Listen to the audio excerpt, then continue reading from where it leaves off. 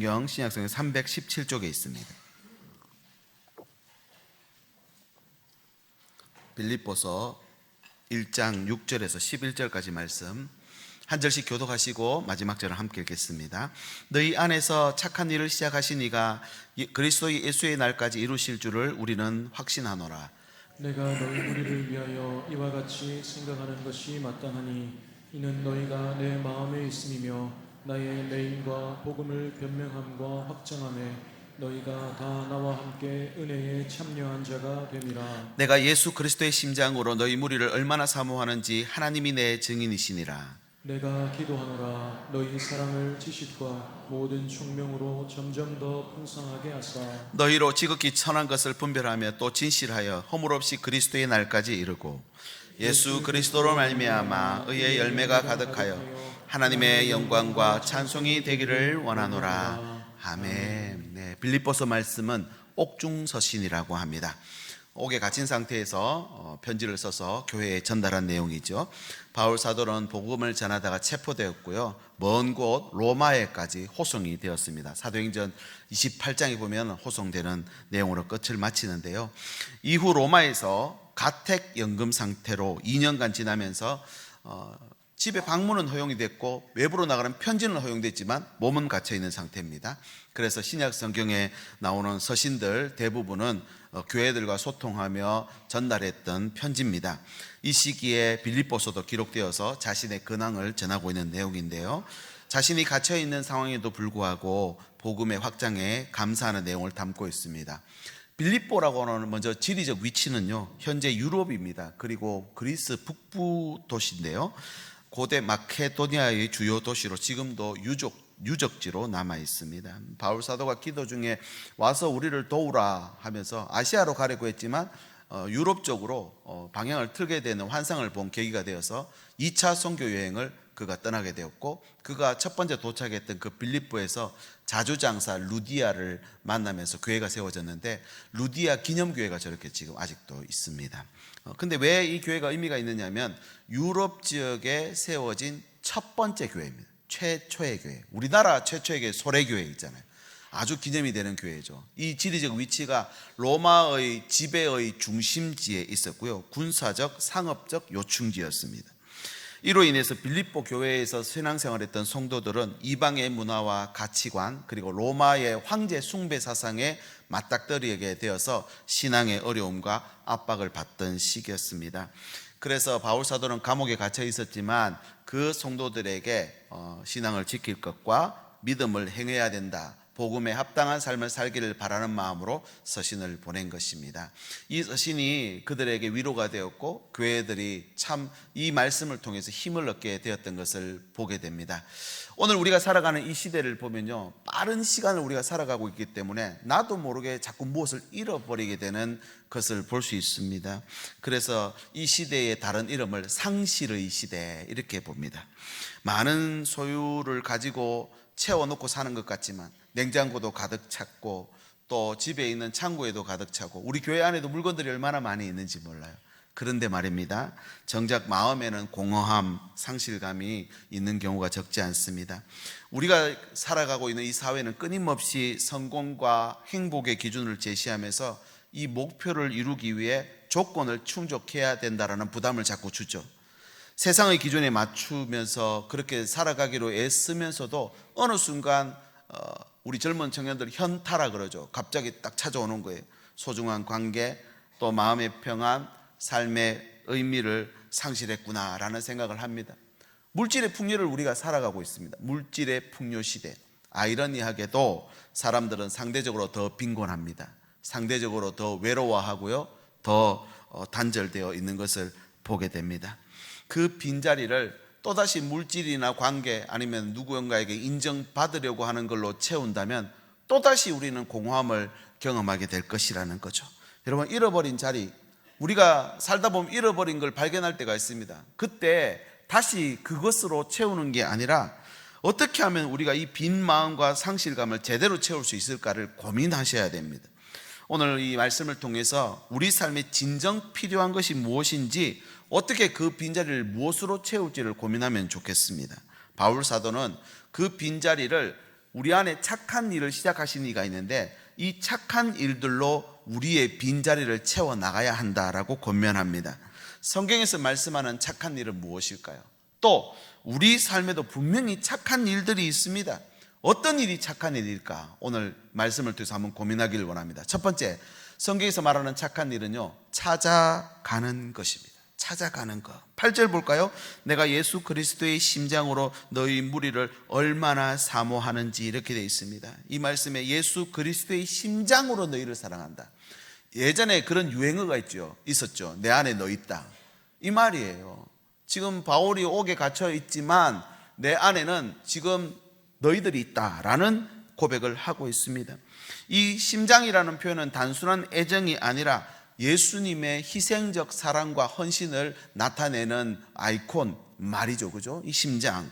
자신의 마음에 새겨진 이 마음으로 너희를 내가 사모하고 있다. 사모한다는 말은 다가선다는 의미를 포함하고 있습니다. 사모곡, 사모. 이런 말은요, 찾아간다는 말입니다. 내가 실제로 내 발걸음으로 찾아가고 싶지만 내 마음만이라도 먼저 다가가고 찾아간다. 상대방을 진심으로 사랑하는 행동에서 나오는 행동이 바로 이런 모습입니다. 예수님이 우리를 찾아오신 것처럼 그런 마음으로 나도 교회를 찾아가겠다라는 사도 바울의 고백입니다. 주님이 우리를 찾아온 것은요, 자격이 있어서 온 게 아닙니다. 주님이 먼저 우리를 요한 1서 4장에 보니까 먼저 우리를 사랑했기 때문이다. 사실 여러분, 잃어버린 거에 대해서는요, 우리도 안타깝지만 여러분 어떠십니까? 우리 자녀가 뭐 휴대폰 잃어버렸다. 누가 더 속상해 할까요?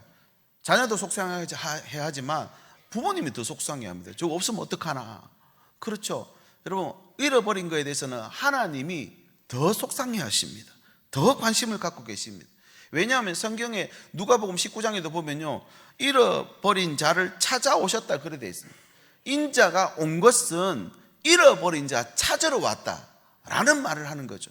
또 누가복음 15장에 보면 잃은 양에 대한 비유를 하죠. 목자가 99마리 양 놔두고 잃은 양 한 마리 그거 찾으러 온 들로 산으로 돌아다니는 거예요.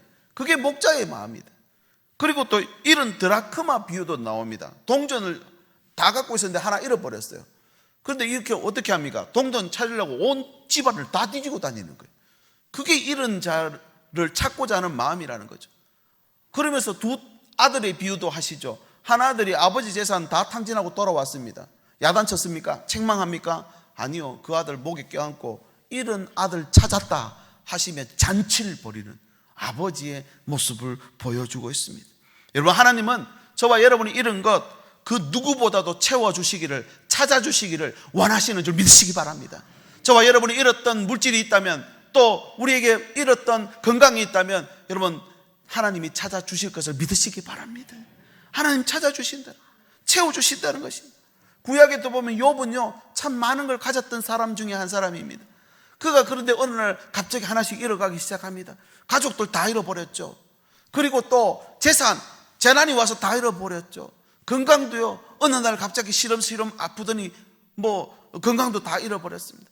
그리고 혈육보다 더 가까웠던 친구들 3명이 명문안 한다고 찾아와가지고 그 상황을 보고 너무 안타까운 나머지 말을 주고받다가 논쟁을 하다가 어떻게 됩니까? 정죄하고 비판하는, 결국 친구도 그 자리에서 잃어버리게 됩니다. 그런데 그렇게 다 잃어버렸지만 욥은 한 가지 잃어버리지 않은 사람이 하나 있습니다. 누구냐면 하나님이십니다. 하나님을 잃어버리지 않았어요. 원수 마귀는요, 계속해서 하나님께 허락을 받아서 그의 생명은 못 건드리지만 계속해서 고난의 그 무게를 가중시키면서 하나님마저도 잃어버리게 만들려고 합니다. 아내도 옆에서 그 모습을 보다가 하나님 욕하고 죽으라 그런 거예요. 남편이 미워서 그런 게 아니에요. 너무 고통스러워하니까 그냥 죽는 게 낫겠다 그런 거였어요. 그런데도 욥은 하나님만큼은 버리지 않습니다. 결국 어떻게 됩니까? 하나님으로부터 잃어버린 그 모든 것들을 되돌려 받습니다. 갑절로 받았다 그랬죠. 갑절이라는 말은요, 넉넉하게 다 채워주셨다는 이 말입니다.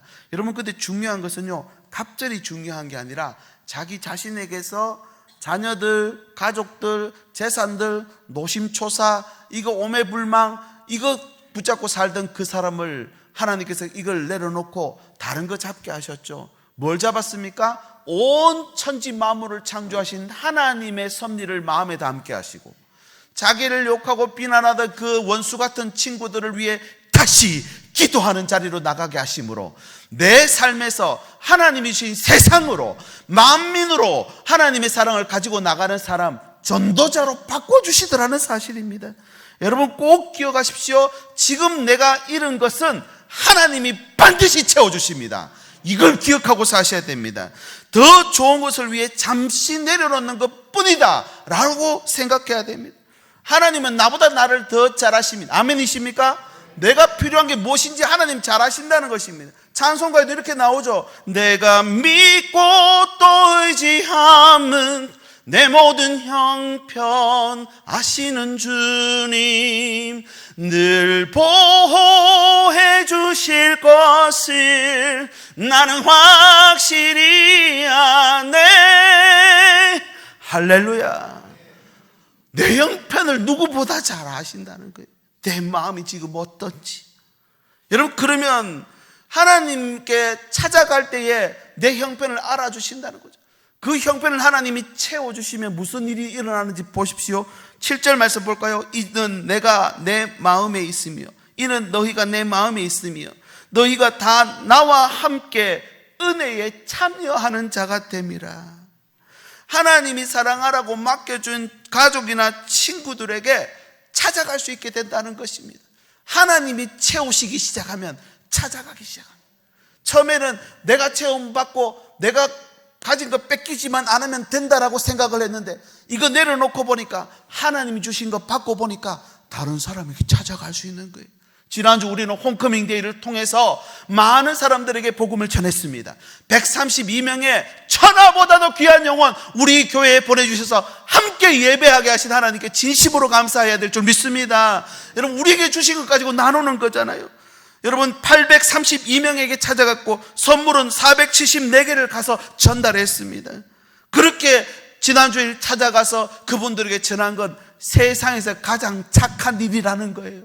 하나님이 찾아가는 거, 하나님이 찾아오신 거, 이것만큼 착한 일이 어디 있습니까? 하나님이 우리 집에 찾아오셨고 하나님이 우리가 사는 이 땅에 찾아오셨고 하나님이 내가 아파하는 이곳에 찾아오시는 착한 일을 행하셨는 줄 믿으시기 바랍니다.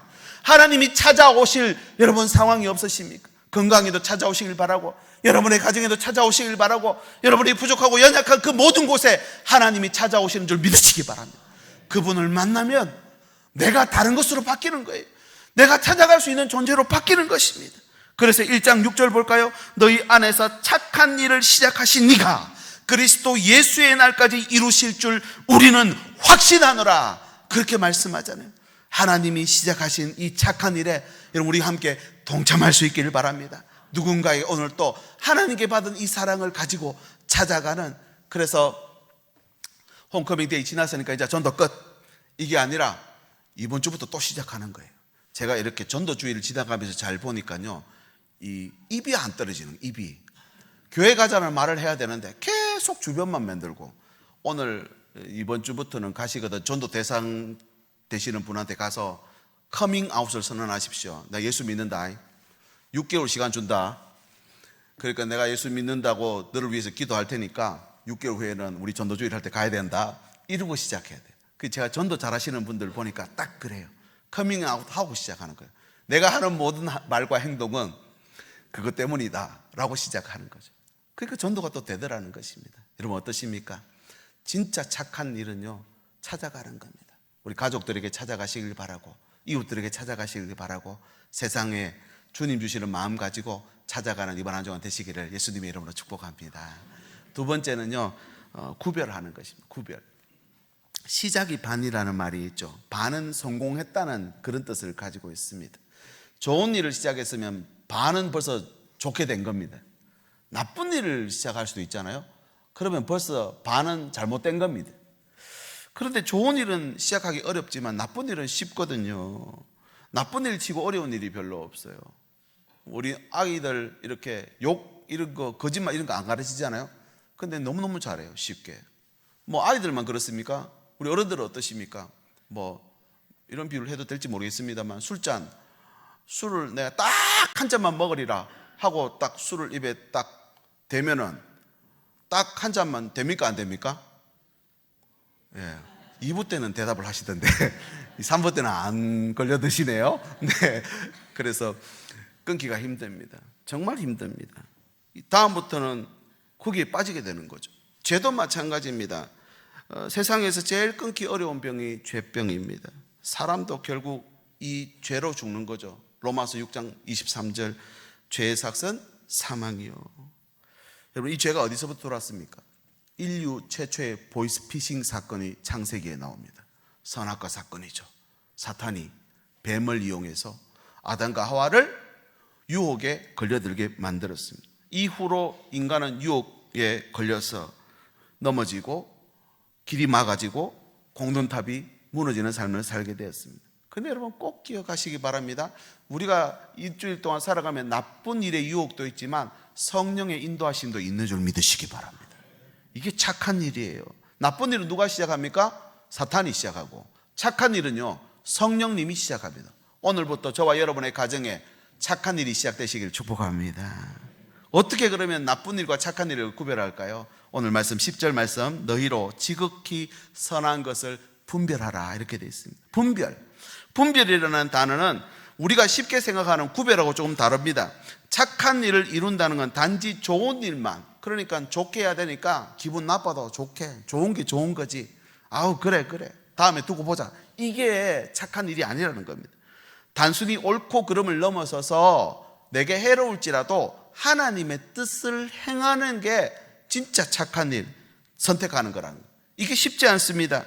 좋게 생각하고 말했는데 나쁘게 되는 경우가 없지 않죠, 여러분. 좋은 일이 될 거라 생각하고 시작했는데 안 되는 경우도 많습니다. 그래서 사람의 인생에는요 스승이 필요한 것 같습니다. 우리가 집에 키우는 반려견 강아지들은요 스승이 필요 없습니다. 그냥 내버려둬도 주인 보면 꼬리 치고, 그 다음에 낯선 사람 보면 멍멍 짖고, 그것만 잘하면 훌륭한 개가 되는 것입니다. 근데 사람은 그렇지 않습니다. 내버려두면 망가집니다. 길을 잃습니다. 분별하지 않으면 타락하고 멸망길로 갑니다. 계속 나빠지는 것이죠. 그래서 우리가 육체의 연약함이 찾아오고 경제나 물질이 아니면 부족하고 메마른 일들이 우리 앞에 찾아올 때, 빈 공간이 생길 때 사리 분별을 잘해야 됩니다. 나쁜 길로 떨어지지 않게, 잘못된 길로 좌절하거나 포기하지 않게 분별이 필요합니다. 누가 이 분별을 하게 합니까? 성령께서 하십니다.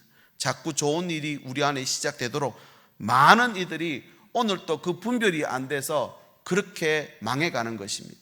많은 사람들은 차선, 안 되면 차선, 그렇게 해서 계층이 나누어지는 것이죠. 그러다가 저 위에 있는 계층을 보면 실망하고 좌절하고 상대평가하니까요. 그런데 하나님 말씀은요 차선이 아니라 옳은 선택하라 합니다. 옳은 선택, 구별해라는 말이죠. 채워지고 싶은가? 그러면 너의 삶이 구별해야 된다. 구별되는 게 더 중요하다. 능력이 있고 뭔가를 더 채워넣고 가지고 있는 게 중요한 게 아니라 너의 삶이 분별력이 생겨야 된다는 것입니다. 하나님, 내가 거룩하니 너희도 거룩하라 말씀하셨죠. 그런데 이 거룩을, 구별이라는 뜻을 갖고 있는데 구별이 안 되면은 섞여버립니다. 하나님과 멀어지게 되고 자녀의 특권을 잃게 되는 이유는 여러분 섞였기 때문에 그렇습니다. 세상의 가치관과 내 생각이 하나님께로 가지 않고 엉뚱한 곳으로 섞여버리니 혼란스러워지는 것이죠. 구약 성경에 보면 북이스라엘은 여로보암의 길로 갔다 했습니다. 세상의 길로 갔다는 말이죠. 남유다는 다윗의 길을 걸었다 했습니다. 하나님이 그럼 남유다는 지켜주셔야죠. 그런데 북이스라엘도 남유다도 망하고 말았습니다. 망한 이유가 뭔지 아십니까? 통혼 때문이었습니다. 남유다가 국력을 지키기 위해서 북이스라엘과 통혼을 하기 시작합니다. 왕족들이 피가 섞이기 시작합니다. 아달랴라고 하는 이 북이스라엘의 자손이 내려와가지고 남유다를 엉망진창 만들어버립니다. 요시야가 8세의 왕이 되어서 개혁을 시도했지만 이미 늦었어요. 다 섞여버렸어요. 그래서 바벨론 포로 70년을 통해서 이스라엘을 정화시켰다라고 성경은 말하고 있습니다. 여러분, 성경은 이 거룩이라는 이 단어로 다 풀어집니다. 우리가 하나님 앞에 거룩하게 살아가면 하나님이 주시는 놀라운 은혜와 능력을 행하며 선포하며 축복의 통로로 사용되는 줄 믿으시기 바랍니다. 그런데 거룩하지 못하면 하나님이 섭리가 우리 안에 와서 우리를 깨끗하게 정화하는 과정을 거치게 만들 것입니다. 내 스스로 내려놓을 수도 있지만 하나님의 손가락을 하나씩 펴서 내려놓게 할 수도 있다는 거죠. 이유가 무엇입니까? 거룩 때문입니다. 거룩. 주의 백성들이 거룩하게 되면 하나님이 주시는 은혜를 분별할 수 있게 되는 것이죠. 거룩하지 못하면요, 이게 맞는지 틀린지 아무도 분별할 수 없습니다. 여러분, 하나님이 왜 이스라엘 백성을 불렀습니까? 출애굽기 19장 6절, 너희가 내게 대하여 제사장 나라가 되어 거룩한 백성이 되도록 하기 위해 자격도 조건도 안 되지만 이 백성을 선택해 부르셨다는 것입니다. 우리도 마찬가지입니다. 사람을 더 두려워하고 하나님을 의식하지 않는다면 나도 모르는 사이에 세상과 섞여 사는 자신을 발견하게 될 것입니다. 우리의 세상 습관이나 관행 이런 것들이 그 삶의 방식이나 태도의 안에 스며들어 버리면 여러분, 여기서는 돌이킬 수가 없습니다. 우리 가정을 하나님 주신 거룩으로 지켜낼 수 있기를 바랍니다. 저와 여러분의 삶을 하나님 주시는 이 분별력을 가지고 지켜내셔야 됩니다. 그래서 듣는 거 조심해야 돼요. 세상에 좋은 정말 아름다운 가사를 가진 유행가가 많습니다. 그 유행가들은요, 들으면 기쁘기도 하고 참 추억에 적기도 하고 합니다. 근데 어떤 가사는요, 자꾸만 나를 우울하게 만듭니다. 자꾸만 세상을 한탄하고 후회하게 만드는 그런 가사도 이제 그 분별을 하셔야 됩니다.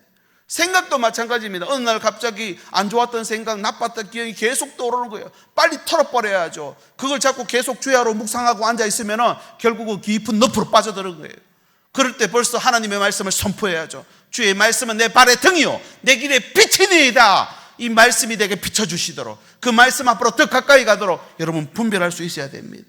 늘 깨어라. 그래서 오늘 1장 10절 말씀, 또 진실하여 허물 없이 그리스도의 날까지 견뎌내라. 이것이 옥에 갇혔던 사도 바울의 권면이었습니다. 때로는 세상의 가치관과 반대되는 선택을 해야 되는, 그럼 해롭게 되는 것이죠. 내가 손해봐야 되니까. 나의 말과 행동, 그러나 그 결정 속에 하나님의 뜻이 드러날 수 있기를 바랍니다. 이것이 거룩한 것입니다. 우리 가정에 하나님의 기준을 선포하십시오. 자녀 양육에도 그냥 아무 기준 가지고 오시면 안 됩니다. 하나님 주신 분별력이 우리 가정 안에 있어서 자녀들 잘 양육할 수 있기를 바랍니다. 그 기준이 있어야 그것을 분별하기 시작할 때 비로소 선한 일, 착한 일이 시작된다는 것입니다. 분별. 마지막 세 번째는 뭐냐면 열매 맺는 것입니다. 11절입니다. 예수 그리스도로 말미암아 의의 열매가 가득하다 그랬습니다. 교회를 향한 바울의 간절한 기도의 제목이었어요. 오늘 예배에 참석한 우리 모든 가정과 우리 자녀들에게도 의의 열매가 가득하시기를 소망합니다. 의의 열매가 가득하도록 기도해 주십시오. 여기서 의는 행함입니다. 그리스도로 말미암아 나타나는 열매를 말하는 것이죠. 이건 한두 번 흉내 낸다고 되는 일이 아니라 딱 붙어 있어야 돼요. 나는 가지니 너희는 포도나무, 나는 포도나무니 너희는 가지라 그랬죠. 가지가 나무에 붙어 있으면 열매를 맺을 수 있는 거예요. 중요한 건 아무리 가지가 떨어져서 열심히 노력해도 열매 맺을 수가 없어요. 줄기에서 떨어졌으니까. 세상은 성공과 성취를 위해서 열심히 해야 된다, 노력해야 된다, 올해 안 되면 내년에 또 해야 된다. 그러지만 성경 말씀은 하나님께 붙으라는 것입니다. 붙어 있어야 열매가 맺는다는 것입니다. 우리 고사성의 용두삼이라는 말이 있죠. 머리는 용인데 꼬리는 뱀이더라. 처음 시작은 잘했는데 끝이 흐지부지하더라. 여러분, 이제 연말이 다가오고 있습니다. 끝을 잘 맺어야 됩니다. 젊어서 고생은 괜찮습니다. 마지막이 중요해요. 그죠? 근데 예수님 뭐라 하는지 아십니까? 예수 그리스도로 말미암아 의의 열매를 주신다 했죠. 얼마나 감사합니까? 이 말씀이 요한계시록에도 비슷한 말씀이 나옵니다. 요한계시록 22장 13절 같이 읽어볼까요? 시작. 나는 알파와 오메가요, 처음과 마지막이요, 시작과 마침이라. 예수님이 처음과 마침이 된다는 것입니다. 우리 인생의 처음 시작을 내가 결정 못합니다. 태어나 보니까 부모님이 계셨던 거예요. 태어나 보니까 대한민국이에요. 태어나 보니까 어떠십니까? 내 삶의 형편이나 나의 외모가 결정되어 있더라는 것입니다. 이건 내가 마음대로 못해요. 그러나 마지막은 내가 선택할 수 있습니다. 중요한 것은 마지막에 결정되거든요. 축구 경기를 봐도 전반 후반 90분 내내 지는 경기 하다가도 마지막 추가 시간에 역전골로가 이겨버리더라는 거죠. 반대로 전 후반 내내 이기다가 마지막 추가 시간에 긴장이 풀려서 걸어다니다가 역전패를 당하기도 한다는 것입니다. 만약에 이런 예가 될는지 모르겠습니다. 평생 예배 잘 드리고 교회 잘 다녔는데 마지막 돌아가시면서 하나님이 어딨노? 전부 거짓말이지 하고 죽으면 큰일 나는 거예요. 반대로 평생 예수 안 믿고 교회 한 번도 안 가셨는데 마지막 죽을 때 주여 나를 기억하여 주시옵소서, 예수님의 이름으로 기도합니다, 그러면 천국으로 지켜가는 거예요. 이게 여러분 성경에 나와 있어요. 어디에 있습니까? 예수님 십자가 못 박힐 때 우편 강도가 당신의 나라에 임하실 때 나를 기억하여 주십시오. 내가 평생 죄 짓고 살았지만 당신의 나라에 임할 때 나를 기억해 주십시오. 그때 뭐라고 합니까? 오늘 네가 나와 함께 낙원에 이르리라. 오늘 집에 가시면 저 좀 같이 예배 드리고 하면 좋겠는데 안타까운 분들이 있죠. 꼭 선포하십시오. 오늘 네가 나와 함께 낙원에 이르리라. 죽는다는 말이 아닙니다. 하나님 나라에 들어간다는 말입니다. 들어간다는 말. 지금부터가 중요합니다. 이게 마지막이라고 생각할 때가 중요합니다. 그래서 회갑 잔치를 하시죠. 회갑 지나고 나면 그때부터 중요합니다. 칠순 잔치 하시죠. 칠순 지나고 나면 그때부터 중요합니다. 팔순 지나셨습니까? 팔순 지나고 나서부터 중요합니다. 왜냐하면 마지막이라 생각하는 그때가 가장 중요하거든요. 잘 들어보십시오. 당시 바울은 사람들이 미쳤다 그랬습니다. 왜냐하면 로마 시민권자이고 가말리엘 문화생이었다라고 하는 것은 우리로 치면은 재벌가의 아들이고, 그리고 서울대학교 나와서 박사학위 한 10몇 개 갖고 있는 사람 정도입니다. 그런 사람이 서울역 가가지고 지금 노숙하는 것처럼 그렇게 살고 있는 거예요. 매를 얼마나 맞고 다니고, 옥에 죄도 없는데 옥에 갇혀가 다니고, 동족들에게 비난받고 정말로 비판받고, 이보다 불쌍한 인생이 없는 거예요. 그런데 바울의 마음속에는 기쁨이 넘쳤습니다. 하나님이 주시는 이 마지막 하루를 생각하며 살아가고 있거든요. 오늘이 마지막이라 생각하고 살았거든요. 1차 선교 여행 가면 2차, 3차 생각했을까요? 아니에요. 오늘 예배할 때 내일 예배 생각 안 하는 거예요. 설교 준비를 할 때도 저도 그런 생각을 해봅니다. 오늘 설교가 마지막 설교를 하면 얼마나 더 공을 드릴까요? 여러분이 오늘 드리는 이 찬양 드렸죠. 찬양할 때 오늘 내가 이 땅에서 마지막 하나님 앞에 올려드리는 찬양이라 하면 목청이 터져라 찬양하게. 기도도 내가 오늘 드리는 마지막 기도라 생각하면 우리의 마음이 달라지겠죠.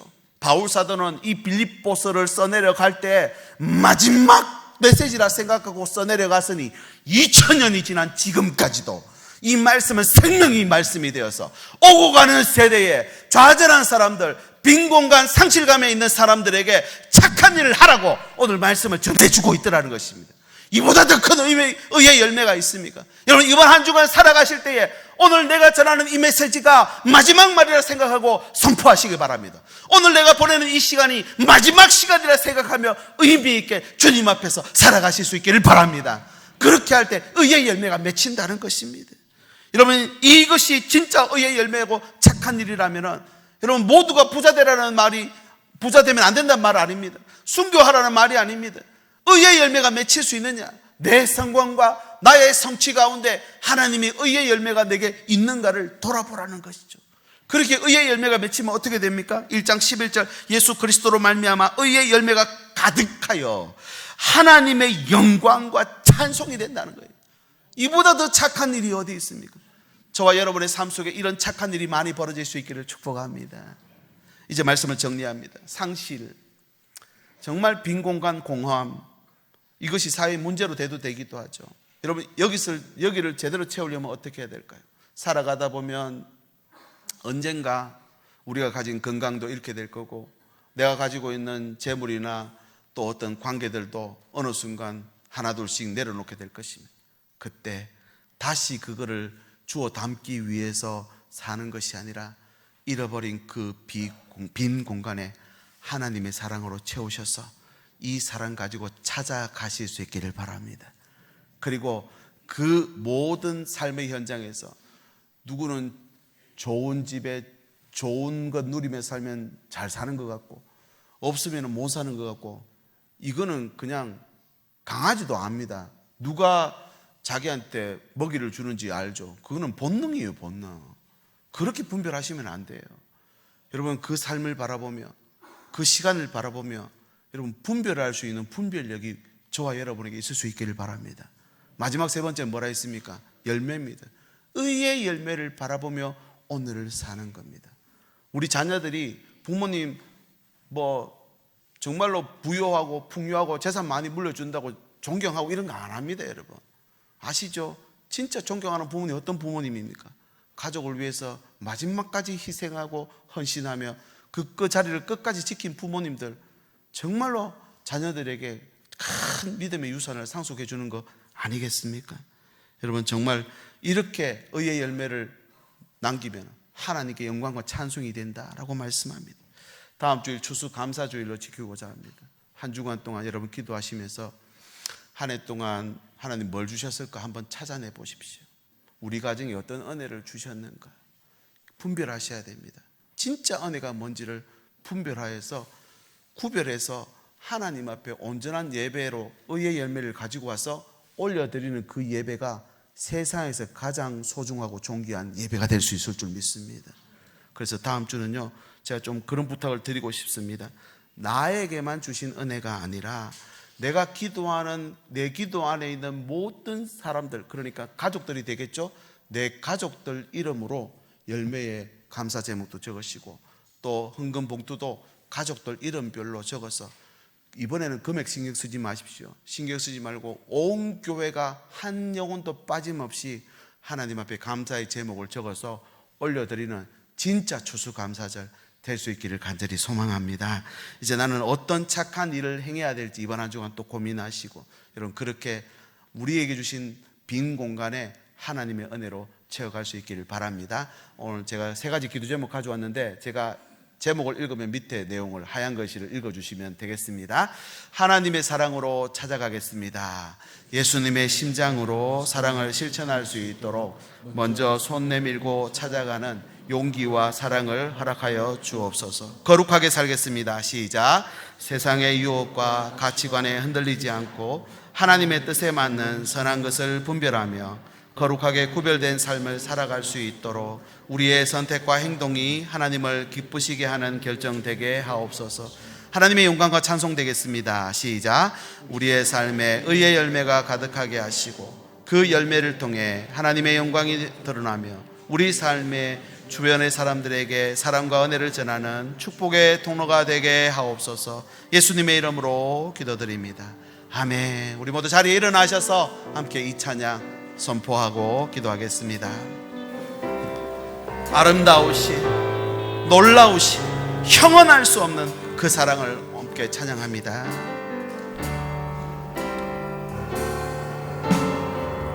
내 안에 주를 향한 이 노래, 영원한 노래 있으니 날 향한 주님의 크신 사랑 영원히 찬양하리라. 십자가 그 사랑 찬양하리. 십자가 그 사랑 찬양하. 날 구원하신 그 사랑 내 삶 들여 찬양하리라. 내 삶을 들여 찬양하리라. 놀라우신 주의 사랑 영원히 찬양하리라. 영원히 찬양하리라. 아름다우신 오 놀라우신 알 수 없는 사랑 오 위대하신 하나님의 사랑 영원히 찬양하. 우리 한 번 더 선포합니다. 아름다우신 오 놀라우신 형언할 수 없는 사랑 오 위대하신 하나님의 사랑 영원히 찬양하리.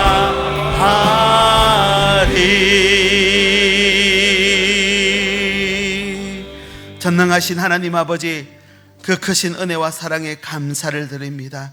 저희들을 구별하여 주의 백성 삼아 주시옵시고 하늘의 소망으로 채워주신 그 하나님 앞에 오늘도 감사하는 마음으로 예배 나오며 헌금을 올려드립니다. 주일 헌금, 감사 헌금, 성교 헌금, 또 소득의 11조를 드리는 손길을 기억하여 주시옵소서.